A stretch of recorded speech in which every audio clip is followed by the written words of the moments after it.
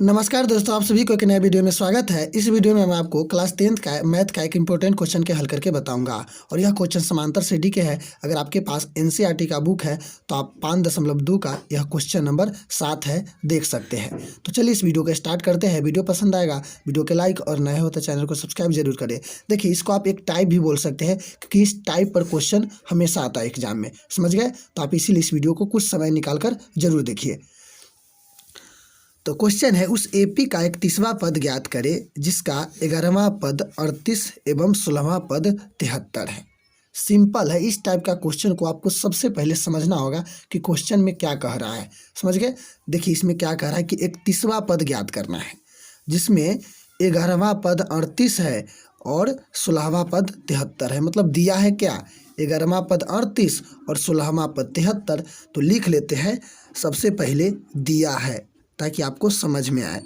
दिया है 11वां पद कितना है, 11वां पद, तो लिखेंगे 11वां पद कितना दिया हुआ है, 38 और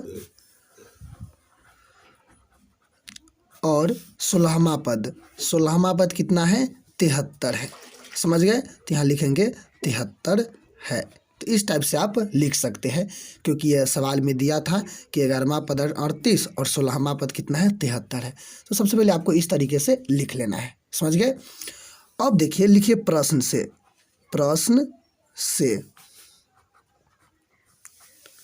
11वां पद कितना है, 38 है। तो लिख लेते हैं 11वां पद 38 है। फर्स्ट स्टेप में तो यह है। तो देखिए, 11वां पद का सूत्र क्या होता है आपको पता होगा। 11वां पद किसके बराबर होता है, a + 10d के बराबर होता है। तो हो जाएगा a + 10d बराबर 38, समझ गए। इसको हम मान लेंगे समीकरण 1। क्या मान लेंगे इसको, समीकरण 1, समझ गए। फिर लिखेंगे फिर प्रश्न से।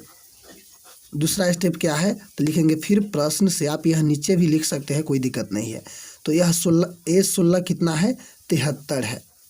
16वां पद का सूत्र क्या होता है, यानी किसके बराबर होता है, a + 15d के बराबर होता है।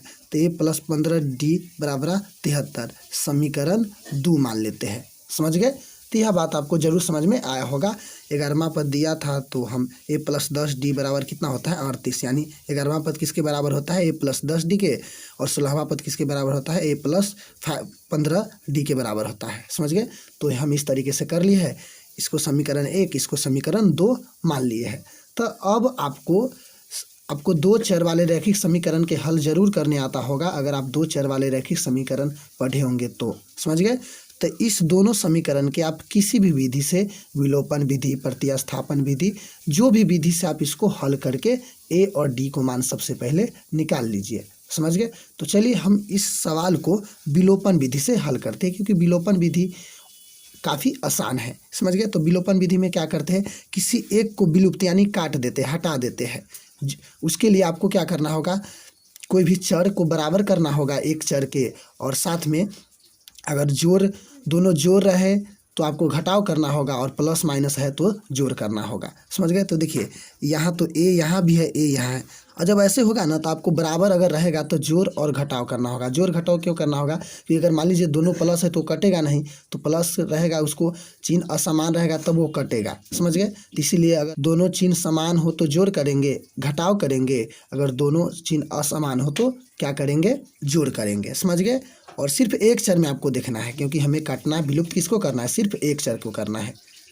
तो लिख लीजिए समीकरण 1 - 2 से। एक मतलब ये हुआ समीकरण 1 में से 2 को घटाना है। क्यों घटाना है, क्योंकि देखिए घटाएंगे तब नहीं, प्लस नीचे प्लस है तो क्या हो जाएगा, माइनस, और कट जाएगा यानी विलुप्त हो जाएगा, समझ गए। तो लिखिए फर्स्ट समीकरण कितना था, a + 10d बराबर 38 है। तो a + 10d बराबर 38 देंगे, और दूसरा कितना है, a + 15d बराबर 73 देंगे, समझ गए। अब देखिए घटाना है तो घटाव में चिन्ह क्या होता है, बदल जाता है। अगर ये नीचे देखना है, नीचे प्लस है तो माइनस हो जाएगा, अगर माइनस है तो प्लस हो जाएगा। ऊपर से आपको मतलब नहीं। तो देखिए नीचे क्या है, या कुछ नहीं, तो यानी प्लस है तो प्लस है तो क्या हो जाएगा, माइनस, से भी प्लस है तो क्या हो जाएगा, माइनस, और ये भी प्लस है तो क्या हो जाएगा माइनस, समझ गए। तो ये चिन्ह बदल दिए। अब देखिए प्लस और माइनस घट जाएगा, यानी ए में से गया 0 तो आप इसको काट भी सकते हैं। तो यही हमको एगो किसी को क्या करना होता है, विलुप्त करना होता है। इसके लिए आपको चर को किसी भी एक चर के बराबर करके जोड़ घटाव करना पड़ेगा, समझ गए। अब देखिए प्लस और माइनस है, बिचला से आपको मतलब नहीं है, तो जब प्लस माइनस रहते हैं तो घटाव करते हैं। तो देखिए 10 है 15 है, तो प्लस माइनस से घटाव करेंगे तो बड़का में से छोटका को घटा दीजिए, 15 में से 10 घटाएंगे 5D होगा। देखिए यहाँ माइनस अधिक था कि प्लस, माइनस अधिक है तो चिन्ह हो जाएगा माइनस के, समझ गए। यहाँ भी प्लस माइनस है तो घटा देंगे, 73 में से 38 घटाइए तो 13 में से 8 गया, क्योंकि 12 में से छोटा घटाते हैं, 13 में से 8 गया कितना होगा 5, और 6 में से 3 गया कितना बचेगा 3, माइनस है तो माइनस यानी -35 हुआ, समझ गए। माइनस से माइनस आप काट भी सकते हैं, समझ गए पहले, और चाहे तो लास्ट में भी लाके बट्टे में हो जाएगा वहाँ भी काट सकते हैं, समझे। तो डी बराबर आपको कितना हो जाएगा 35/5 हो जाएगा। यह वाला 5 इधर डी का गुणांक है तो गुणांक रहता है तो भाग हो जाता है, तो डी का मान कितना हो जाएगा, डी का मान हो जाएगा 5 सत्ते 35 यानी 7 हो जाएगा। तो देखिए एक चर का मान आ गया, तब इस मान को आप किसी भी एक समीकरण में रखिएगा तो अगला मान निकल जाएगा, समझ गए। तो चलिए हम निकालते हैं समीकरण 1 में रखते हैं। 1 में आप 2 में भी रख सकते हैं, 1 में डी बराबर 7 रखने पर तो रख दीजिए। लिखिए समीकरण 1 कितना था, a + 10d बराबर 38। ए का मान ज्ञात करना है, डी के मान आया है तो 10, डी के मान कितना रखेंगे 7 बराबर 38। 10 7 कितना हो जाएगा 70 हो जाएगा, बराबर इधर 38 हो जाएगा, समझ गए। गुना कर दिए, तब इसको उधर ले जाइए तो क्या हो जाएगा, ए के मान निकालने के लिए 38 में से यानी प्लस है तो माइनस यानी घट जाएगा, 70 हो जाएगा, समझ गए।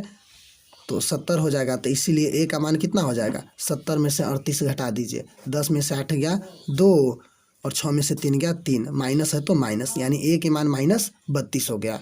डी 7 हो गया, ए कितना हो गया -32 हो गया। तो आपको पता हो गया ए और डी। अब क्या ज्ञात करना है, 31वां पद ज्ञात करना हो तो लिख लीजिए। इसीलिए 31वां पद का सूत्र क्या होता है, a + 30d के बराबर होता है। 31वां पद किसके बराबर होता है, a + 30d के बराबर होता है, समझ गए। तो a कितना है, a आया है -32 + 30 और d कितना आया है 7, तो 7 देंगे, समझ गए। अब देखिए -32 और प्लस, इसको पहले गुना की क्रिया कर लीजिए तो 70 21 यानी 210, समझ गए। अब 210 में से घटाइए 32, क्योंकि माइनस है प्लस है तो घट जाएगा, 178 आएगा। जब 210 में से -32 घटाएंगे तब तो लिख लीजिए, अतः 31वां पद 178 है। अतः 31वां पद 178 है। तो आप इसी तरीके से बना सकते हैं, इस टाइप के कोई भी क्वेश्चन रहे तो। मुझे उम्मीद है कि वीडियो पसंद आया होगा। वीडियो पसंद आया तो वीडियो के लाइक और नए हो तो चैनल को सब्सक्राइब जरूर करें। धन्यवाद।